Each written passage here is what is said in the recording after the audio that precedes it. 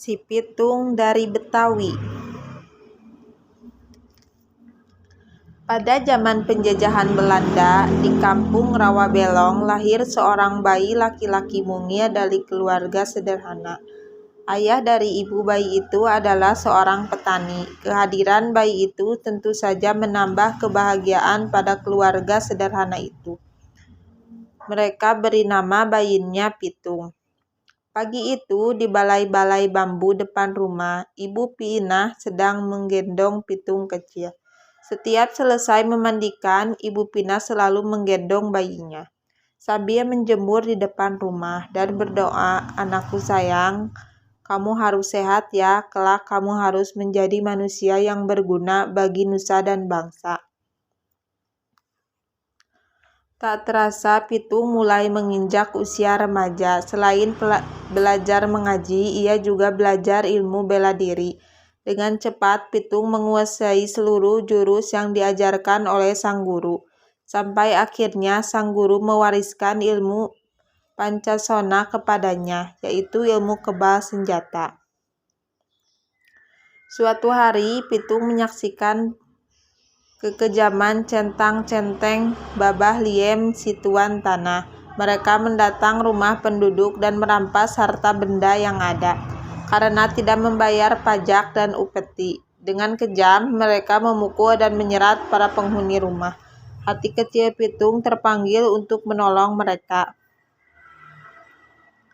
Ini adalah saat pertama Pitung membela orang lemah. Pitung tak tega melihatnya. "Hai centang-centeng, kenapa kalian merampas harta orang dan menindas orang tak berdaya? Kalau berani, sini lawan aku," tantang Pitung. Mendengar itu, si pemimpin centang marah. "Hai anakku muda, berani-beraninya kau menghalangiku. Rasakan ini," hardiknya kepala Pitung. Pemimpin centeng menyerang Pitung dengan gencar, tetapi Pitung berhasil mengalahkan dengan mudah. Pemimpin centang itu roboh dalam 2 jurus saja. Anak buahnya pun melarikan diri ketakutan.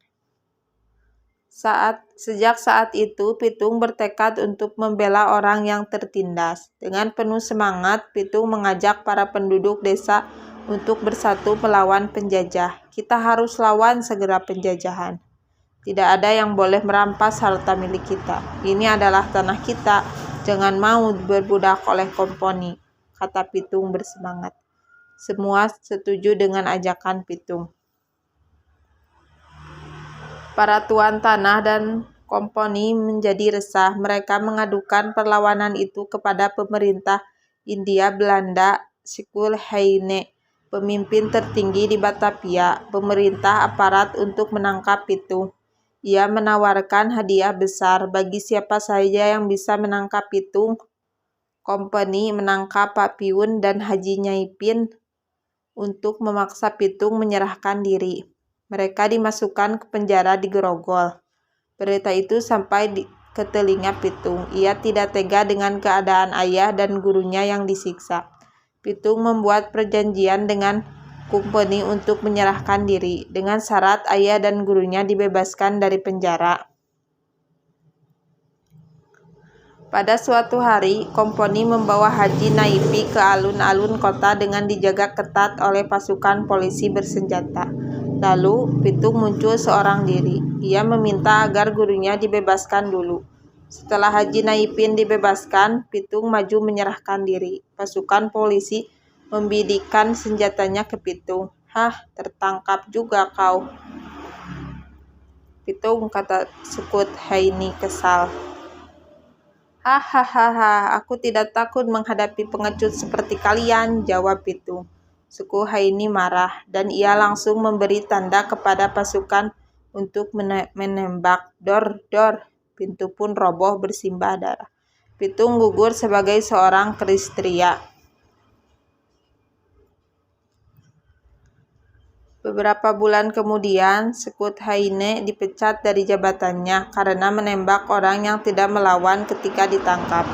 Pitung gugur sebagai pahlawan dan akan selalu dikenang oleh generasi-generasi selanjutnya.